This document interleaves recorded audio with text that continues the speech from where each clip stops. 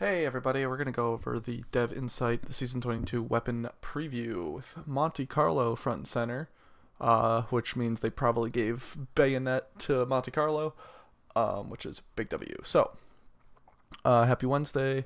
We've got a new Dev Insight article dropping in hot today, this time diving deeper into what the world of weapons will look like in Season 22. Yep, Monte Carlo Catalyst. Here's a breakdown. All right, weapon balancing. Hello, everyone. The weapons team. Okay, a look back at the mid-season balance pats. Good lord. Okay, there are graphs. Jesus Christ. This is something we haven't done before, but in the future, we hope we can do it more often. We'd like to have a quick glance back at how the sandbox looked in the couple of weeks leading up to the mid-season balance pass, and then compare that to how it changed in the weeks following. Hopefully, this gives you a clear picture of how things have shaken out, and what we may be looking at tuning in the future. Sorry. Wow. Below, we have a few different charts representing high skill. My mouse is blocking that. PvP from the 2 weeks before patch released, showing usage on the x-axis and kills over expected, a measure of effectiveness we use that shows whether a weapon is over or underperforming given its usage. On the y-axis, on the top, we have the all-up combined numbers for primary weapon types. You can see that handcams are slightly edged out in usage by pulse rifles, but are the most effective weapon types. Underneath, holistically, okay, so just kind of what we did, or what was used a lot. Obviously, the Immortal, kind of crazy, and this is post patch, so go into that all you want. I don't really care about the old stuff. We're gonna get into the new stuff because whatever. Okay, that doesn't really matter to me, especially PvP wise, considering I mainly do PvE. Okay. That being said, global. A while back, we made the swap to infinite primary ammo.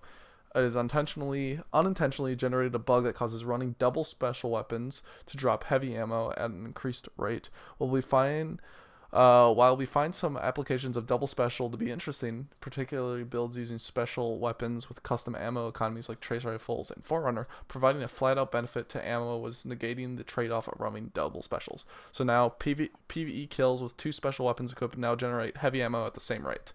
We knew that was coming, so that's not that big of a nerf, quite honestly, to double special, because it was a bug anyway. You'll still get the same amount of special, just less heavy, which is fine, right?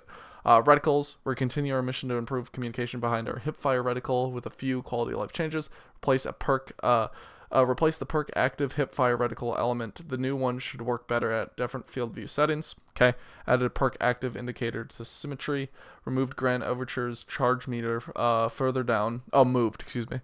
Down the screen to reduce instances of overlapping with other reticle elements. Okay, whatever. Zoom and damage fall off tuning. In case you missed the mid-season patch, we're making some major changes to the way zoom and damage fall off interact, with 3 main goals: decrease the variance between the optimal engagement range of our mid-range weapons, auto rifles, pulses, hand cannons, to reduce the instances of one weapon or another being the clear advantaged choice, based on minor differences in engagement distance. Okay. Slightly reduce the average engagement range in Crucible by pulling in the maximum damage fall off distances of many weapons. Okay, interesting. Prevent individual weapons from overstepping their intended engagement ranges based on the multiplicative. I'm not even gonna try. I just woke up. I cannot. Scaling zoom provided to damage fall off. This in turn allows us to buff the weapon archetypes themselves, since we no longer must be concerned about the top end outliers. Okay? To do this, we will be enforcing something called range compression. Okay? Where the highest achievable damage fall off range on almost all weapons have reduced to some extent. Okay. Then, in many cases, the lower edges of their damage fall off ranges should have been brought upwards. Before we jump into that, let's take a moment to explain what zoom does and how. And how it interacts with damage fall up until season 22. The zoom stat has always provided 4 positive benefits while aiming on sights: scales damage fall off distance, scales aim assist fall off distance, increases accuracy, reduces recoil. Excuse me. We knew this, cones, blah blah blah, all that for years now, right? Oh, there's a lot here. Holy fuck. Okay, la la la. As of season 22, we have removed the first benefit from that list. So scales damage fall off distance. Interesting. So the zoom stat will no longer scale damage fall off distance. So range, right? That's interesting. It will still continue to provide the other benefits. In its place, we now have a new stat called aim down sights ADS damage fall off scalar, which we have applied to all weapons that can experience damage fall off. Okay. Wow. Oh, that's interesting. Prior to and in season 21, the ADS damage fall off distance was formulated when you aim down sights by multiplying the base damage fall off distance, the distance at which your weapon experiences damage fall off when hip firing, by the zoom of the weapon. From season 22 on, the ADS damage fall off distance will be formulated by multiplying the base damage fall off distance by the ADS damage fall off scalar stat value. So instead of the aim down sights thing and then adding on or multiplying by that, it'll just be the base zoom, I guess, or the base damage fall off, excuse me, which is interesting. Which means a lot of pulses scouts are going to be a little bit closer, but a lot of things that are closer anyway will be brought up a little, I guess. I don't know. Below you'll find a handful of tables that will tables that will explain the changes and their effects on the various weapon archetypes. The first table shows the current zoom values for weapons at their base with rangefinder in comparison to the new ADS damage fall off scalar value. Below that, we have a comparison with the season 21 damage fall off start distance with and without rangefinder for all primary weapons and their values in season 22 with the new changes. Then we also have the comparison data for special weapons, which have all been tuned to keep them mostly in line with where they are currently, except where it is noted. Okay. We did not expect these values to be final, but we wanted to start the mid-range weapons on a more even footing than they have been in the past. Keep in mind, even with their damage fall-off starting values being similar, weapons will perform differently once their damage fall-off begins, okay? As they currently do in the live game. Rifle-style weapons will experience fall-off more gradually, while handheld ones will experience it more quickly, but the difference should be much less extreme. In addition, we have also hand-tuned a small list of exotics and all special weapons with the intention of keeping them near where they are in the live game as opposed to allowing them to receive substantial buffs or nerfs with these overarching changes, and we will share those details below. Okay, decouple damage fall off from zoom. This is big, right?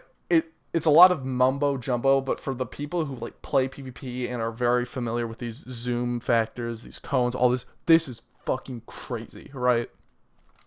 Added a fixed ADS damage fall off scale for all guns. Okay, so yeah, the base zoom plus. Okay, so yeah, it just interesting, kind of scales up. Okay, once again, I'm not overly familiar with a lot of this stuff, especially not anymore. So for all the super PvP gamers, that's big, I guess. Once we choose the new values for the ADS damage fall off stat for each weapon, we went through and updated the base damage fall off value to fit into the new scheme, thus allowing players to invest into the range stat to offset some of the reduction caused by the loss of higher than average zoom. Right, so things like rangefinder, bit more important, or even more important than it was before, I guess. Range as a stat is much more easily acquired on most weapons than zoom is, so this allows more weapons to get closer to the maximum values that were previously only achievable with high base zoom or rangefinder. Oh, okay. Without allowing any of them to reach or exceed what the previous maximums were. In the case of aggressive hand cannons, with a base ADS damage fall-off scalar moved up to 1.5x, they were far too rangy, so we had to decrease their top end damage fall off a small amount. They still come out positive on the exchange compared to their base behavior before. Okay, that's interesting, right? Considering those were, I mean, that's the whole shtick, right? Of long range hand cannons, or of the smaller, or the slower hand cannons, is that they're supposed to have more range and more damage or whatever. Rebalance the base damage fall off start of several weapon archetypes to account for the new ADS damage fall off scalar values. Sidearms increased at 100 range by 1.2. SMGs increased by 0 range by 1.3. Increase. Okay, that's just a bunch of numbers. Just right here. Read it if you care. And then same with all this. More range changes. Good lord. Example how this works: an adaptive hand cannon at a range set of 70 would have previously had its damage fall off range start at 31.2 meters when ADS, or 34.3 if it had rangefinder. Now, regardless of whether it has rangefinder or not, the damage fall off starts at 33.5 with ADS. Wow. Okay, that's interesting. So it just kind of this is super interesting to me. This seems like they're just trying to flat balance everything for PvP. I mean, obviously this is PvE as well, but like, obviously it mainly affects PvE, like or PvP. No one really gives a shit about zoom values inside PvP or PvE, you know.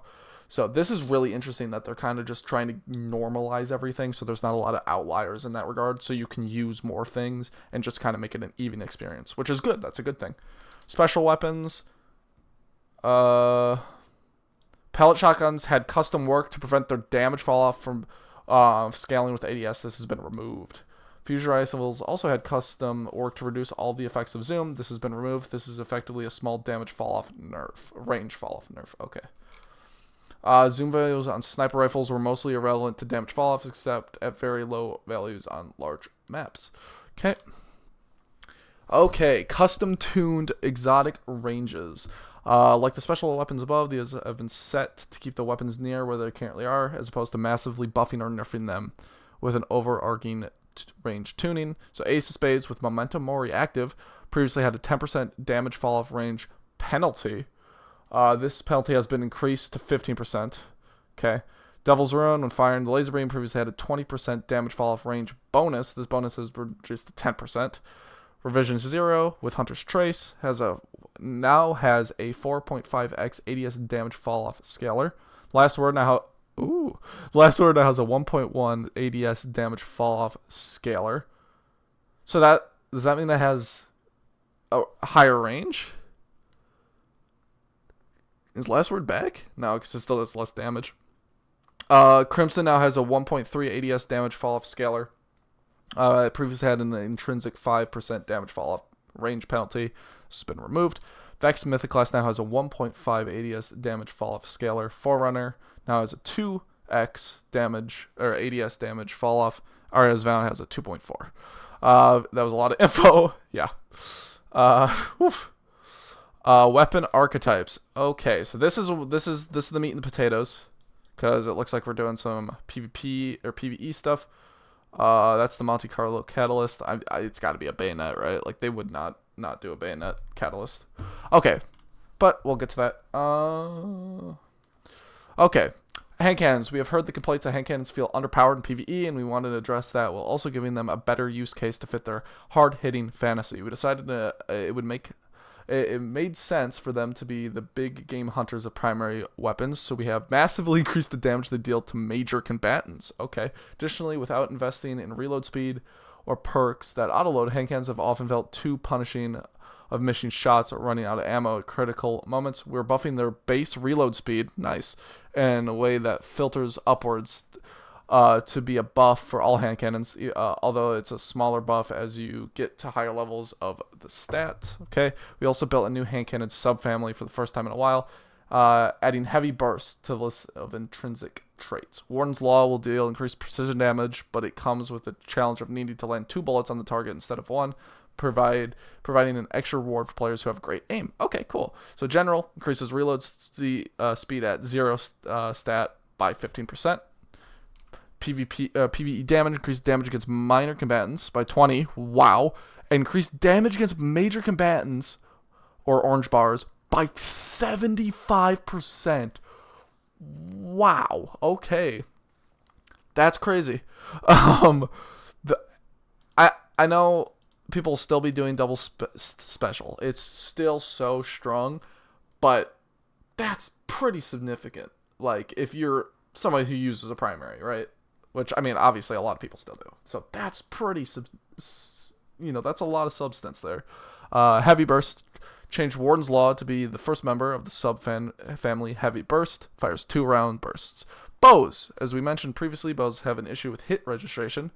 Long range is due to the velocity of the projectile, sometimes preventing them from registering as hit scan. We have increased the base velocity of precision bows and brought lightweights up to match, which has done wonders for how they feel at a distance.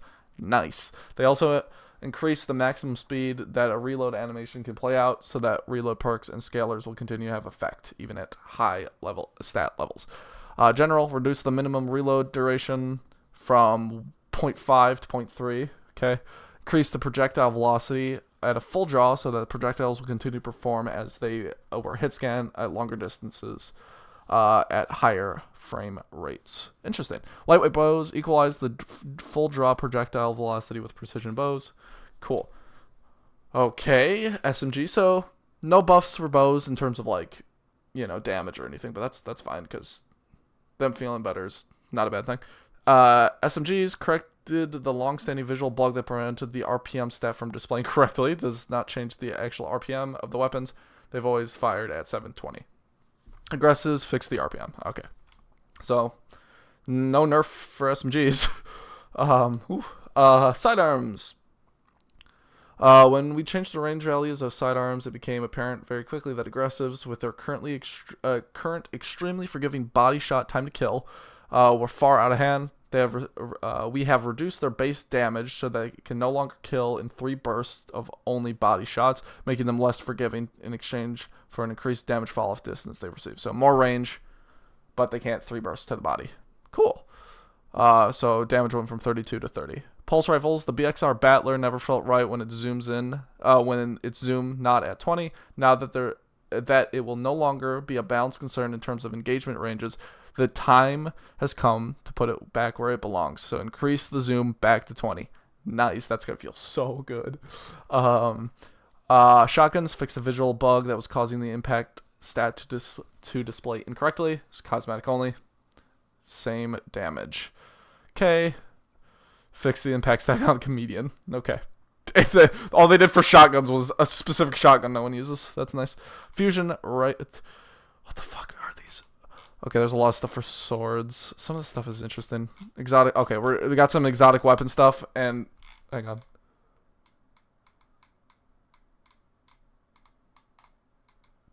I'm pissed. All right. I always look for last word things there. As a what's it called? A PC player. Okay. Where was I? Oh, yeah. Fusion rifles. Players have noted that the enhanced intrinsic perks and Adept Masterworks feel like they are making their fusions worse by reducing the damage per bolt. We made a change that prevents that from happening and allow these alterations to strictly improve the weapons as intended. Cool. Waveframe heavy grenade launchers. It always feels bad to kill yourself with a slightly misplaced heavy shot, so we've reduced the lethality of these weapons to the user, so you can be a little less caring when using them. Okay, so just less damage. Okay, swords. Alright, at present, swords don't hold much value to players because although they excel at ease of use and are ammo rich, they require users to put themselves directly in harm's way. Sword Guard can mitigate this, but the guard's duration is difficult to predict with incoming fire and disables the sword's primary means of offense and the full charge heavy attack. The guard also mitigates a very small amount of damage when compared to our other existing defensive the other defensive option, the glaive. Further, while numerous sword guard related perks are already in place within the game, they don't see much play. So we decided to undertake a rework with the aim to increase the viability of blocking to advance on enemies, increasing the value of sword guard related perks, as well as allow guardians to use their fully charged heavy attacks more often. Our intent is that swords now occupy a niche where they provide both better staying power and survival. Oh no. Oh no. I don't see a nerf coming to, resilience. So if we can hold our, our Eager Edge sword and block to have even more damage resistance, Sword Guard energy now recharges after a short delay when used, but recharges much faster. The delay before recharge and the recharge rate are both governed by the sword charge rate stat. This delay ranges between 2.7 seconds and 1.05 seconds, decreasing with charge rate stat. We've massively increased the rate energy returns after the delay to compensate, and they increase even more at higher charge rate stats. Even after the delay, swords now return to full energy from empty faster than before with this rework. Full power heavy attacks can now also be used with any non-zero amount of sword energy rather than require full sword energy. Oh, okay. We massively increased sword guard damage resistance. Here it is. Giving it between 82.5 and 95% damage reduction depending on guard resistance stat.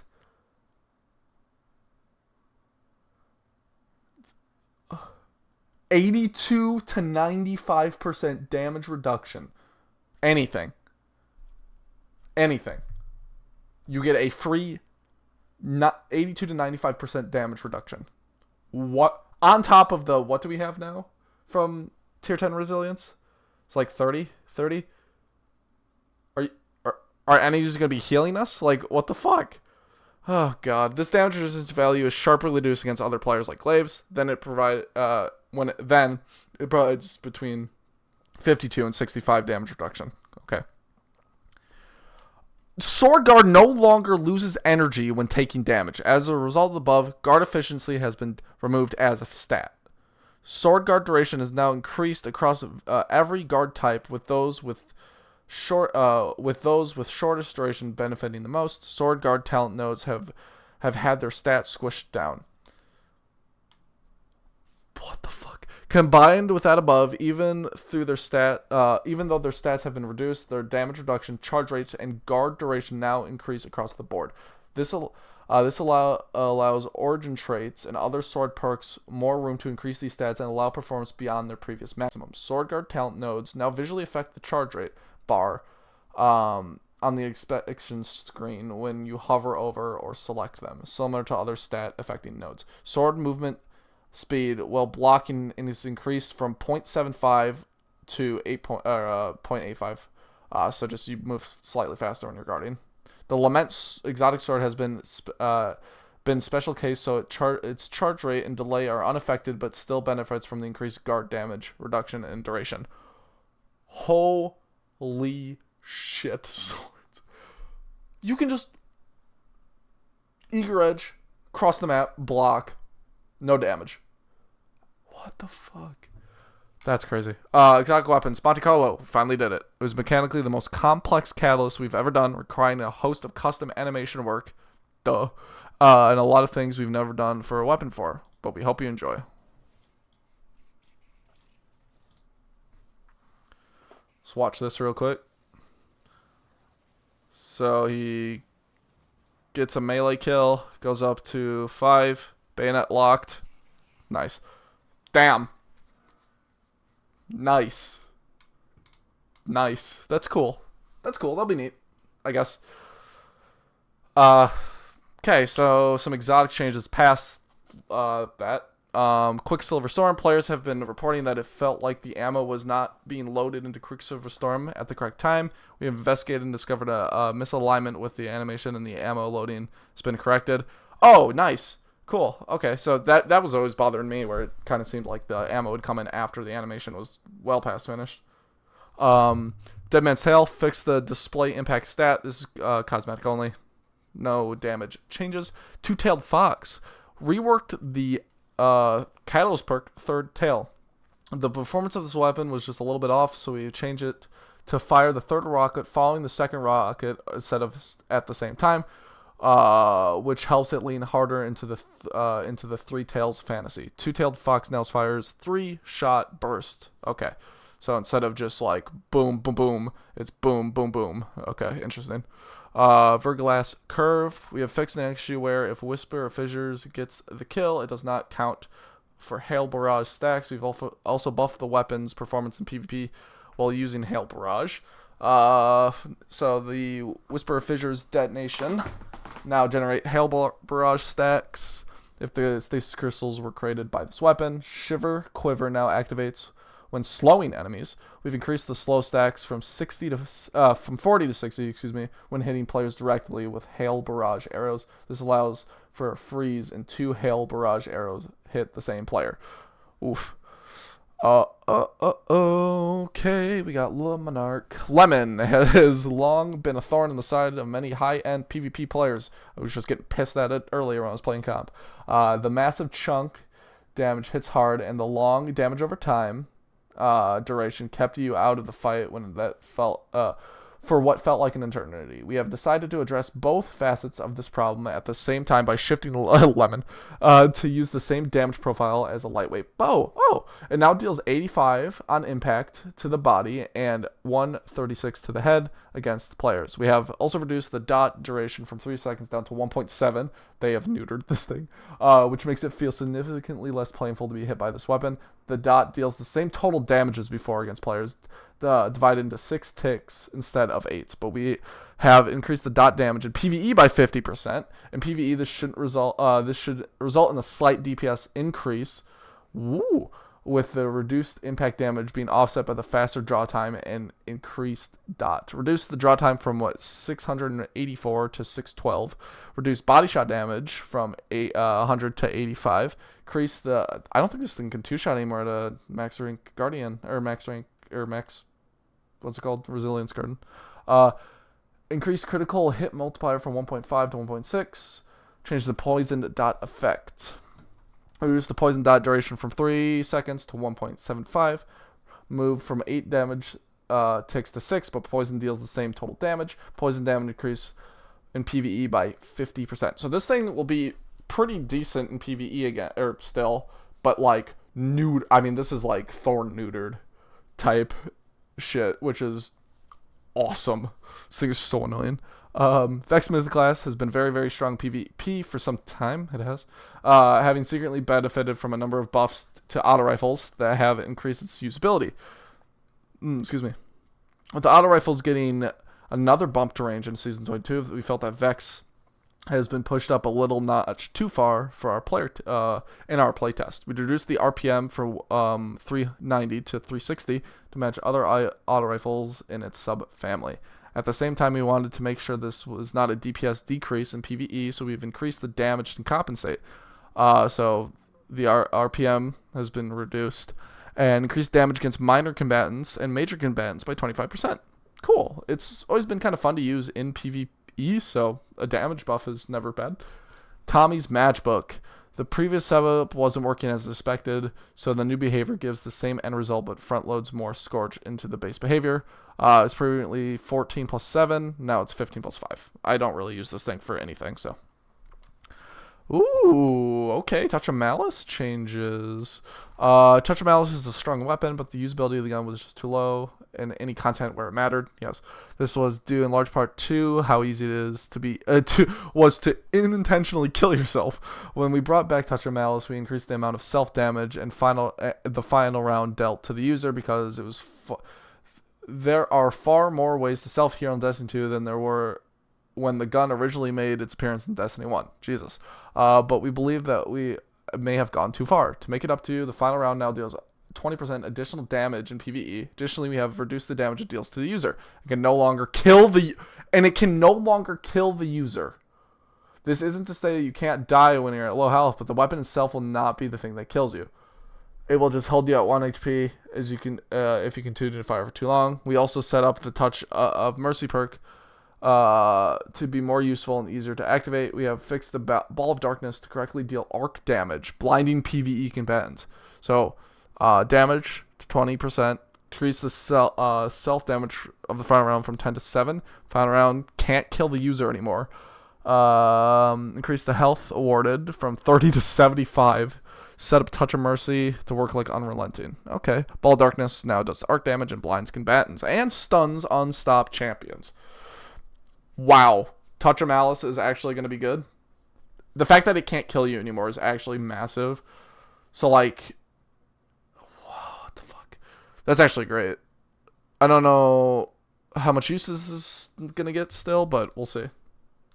Malfeasance. Malfeasance does a lot, and we wanted to make sure you knew what you're getting you were getting from the effects of the catalyst to fix an issue where Vulpal weapon catalyst wasn't displaying. Okay. Cloud Strike, oh no. Cloud Strike has been a very strong weapon flying under the radar for quite some time. Recently it has become more prevalent, but getting killed by the explosion because your semi-nearby teammate chose the wrong lane to peek feels bad. That literally just happened to me in comp. I was barely by a teammate, and he got sniped and killed both me and my other teammate, and it ended the round. It was so annoying. We want to maintain the exotic fantasy of the weapon and the core strength, but we felt the actual lethal distance itself could come down a bit. Please. Players within the radius will still take damage, so in the hands of a skilled player, the weapon can still be a highly effective tool, but now you'll be much less likely to die if you are within a much smaller radius. Reduce the lethal kill distance of the lightning strike against players. Good, because sometimes it's like I'm fucking like 10 feet away from the guy, and it, Oh, okay. We can implement. This thing came out, was kind of poo-poo dog butt, so crossing my fingers here. We took the conservative approach with the scout rifle out of the gate. We wanted to avoid creating a lousy experience for those on the receiving end of a long-range primary weapon with the ability to slow targets in PvP. Now that it's spent some time in the live game, we've given it intrinsic perk.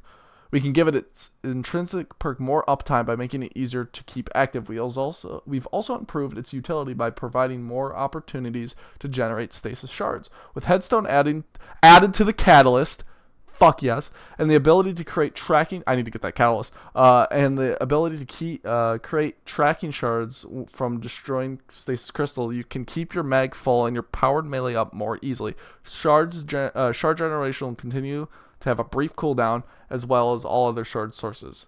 Having Headstone on that is massive. This thing went from like poopy butt to decent. Awesome. Now we got some perks. And then there's Crafton. This is a long article. I apologize. I've been very rambly. Bipod. We were a little overcautious when we made this perk. We wanted to see how many people were able to combine it with other perks and effects in the wild to improve their DPS. After reviewing, we believe we could safely reduce the damage penalty by a substantial amount. Reduce the damage penalty from 40 to 25. I didn't even know it had a damage penalty.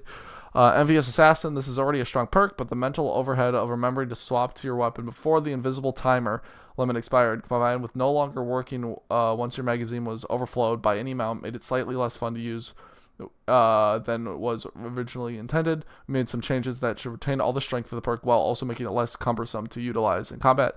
There's no longer a time limit after kills within which you must activate the perk or get another kill. Nice. The perk will now activate even if the magazine is overflowed. Ooh, I see. Enhanced Envious Assassin provides fractionally more ammo per kill instead of a long window of time after kill. Nice. Under Over, that's that weird one, right? Was a little bit too niche for its own good. It was strong, but opportunities to utilize the perk were few and far between. To address this, we have increased the already existing damage bonus and added 2 more. We hope that the perk can find more of a place in endgame PvE builds, particularly of activities focused, which feature Dark Cabal and Lucent Moths. Now provides bonus body shot damage against players with Woven Mail. Oh, God. Increases the bonus damage against combatant shields. Deals significantly increased damage to enemies who are enhanced by Dark Cabal overshields in addition to... That's that overshield one. That's what this was. In addition to enemies shielded by Lucent Moths. Cool. Under Pressure has long been a perk that offers a lot of upside rewards for comparatively little risk in PvP, as it often triggers naturally during combat and seeing nearly 100% uptime on special ammo weapons. As such, we have reduced the maximum accuracy bonus that can be granted by under pressure while allowing it to retain the full strength of the stability bonus. Okay. Shoot to Loot. It seemed a shame that pairing Shoot to Loot with perks like Explosive Payload and Kinetic Tremors didn't allow the splash damage to interact with orb collecting, so we did some custom tuning behind the scenes to make it happen. We also removed an unintentional interaction that allows Shoot to Loot to continuously grant ammo to overflow magazine without actually consuming the ammo brick. No longer triggers that, and now we can use explosive damage to pick up orbs. or do the orb thing. Valiant Charge. This perk now deactivates as intended after a single swing. Boo! Boo! What does that change? That's some bullshit. Man, what the fuck? They gotta ruin everything. Bad article now just because that. Ambush? There's a perk called... What does Ambush do? Dude. Ambush. There are certain unintended damage pulses that were causing the ambush origin trait. Oh, it's an origin trait. To deactivate. So we excluded those from the list. Okay. No longer deactivates from healing, fall damage, or being shot by allies. Cool. Explosive light. There are no more free explosive light damage, but don't worry, there are more than enough orbs of power to go around. Right. Chill Clip has been something of a must-have multi-tool and was a little too easy to deal with. Wait, what?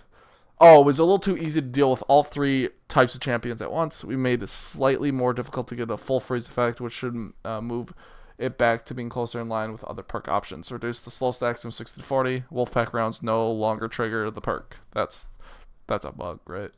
I didn't even know that could happen. Okay. Interesting. To craft or not to craft, here's what's changing. I'm getting, like, loopy. It's been almost 40 minutes of talking, so this is our last thing, though, so we can do it. Holy, it's a long article. Okay. Weapon crafting is a large part of Destiny 2, and with the new season on the horizon, we've got a few things to look forward to. From changing how the weapon progression works to overall crafting economic changes, here's a brief overview of what types of changes are coming down the pipeline. While Shiochi style weapon leveling is not ideal, instead of nerfing that type of behavior and taking the option away from the players, we've decided to buff the weapon level progression obtained through more meaningful methods like activity completions and PvP kills. Nice. We're also adding a currency-driven method to directly advancing a weapon's level. Oh, since the opportunity to get kills in PvP is far lower than what is possible in PvE, we'll be increasing the amount of progression earned by defeating PvP guardians. Cool. We're boosting activity completion across several activity types. Crucible. Oh, I had to look for Gambit there. I'm like, bro. Crucible, Trials of Osiris, Dares, Wellspring, Gambit, Platinum Score completions, and Legend and Master Solo Lost sectors, which is probably what everyone's going to do. We also added the capability for progress that exceeds the current level to roll over to the next level. Oh.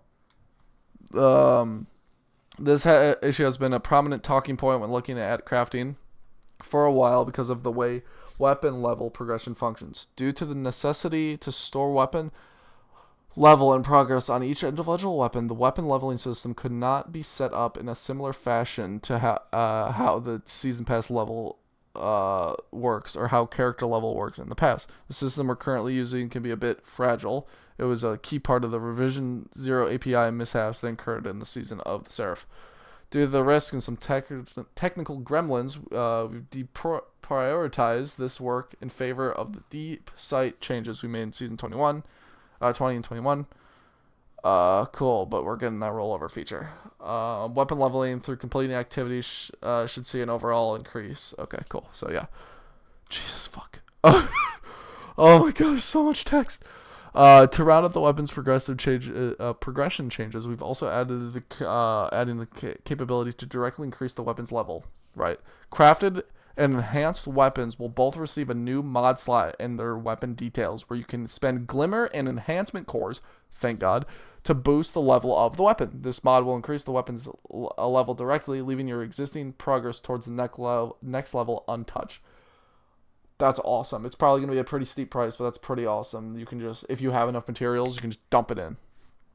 Well, there's no cap on how far you can boost the level's weapon to. The cost of this boosting will increase. Right. Weapon usage is meant to be the main path for increasing the weapon's level. However, with the restrictions of how many weapons you can level at a time and always increasing the expansion of the amount of weapons that have a level, we wanted to provide an alternative method of leveling that allows for both the jump starting of a crafted weapon and also the ability to level a larger amount of weapons stockpiled in your inventory. We do not want level boosting costs to feel prohibitive. However, we do want players to have to make choices over which weapons they want to boost. That's nice. they've basically brought back like Motes of Light in that regard, right? Like leveling a weapon. Obviously, it's not the same, but like it kind of is to unlock the perks, you know. Crafting economy changes. Another change we're making is that resonant and harmonic alloys will be deprecated as a required material and will no longer be obtained during a dismantle starting in Season 22. We are planning on removing these materials entirely from the game at some point in the future, but until then, your remaining materials will be available to be exchanged for Glimmer at Rahul. Yeah, Glimmer. Woohoo. Jesus God. Neomuna weapon pattern acquisition. Well, there have been modifications to the war behavior of these weapons. The changes haven't had the desired impact, and the weapon patterns remain elusive, even for those that have highly engaged. In Season 22, we're making some additional changes. The Neomuna Weekly Pinnacle Story Mission Score Challenge will provide a guaranteed Neomuna weapon pattern. Cool. Each week. The Neomuna Vendor Engram upgrade will increase the drop chance. Cool. Throne World Vendor Engram will receive the same behavior as the Throne World Deep Sight weapons, and again, this will be retroactive.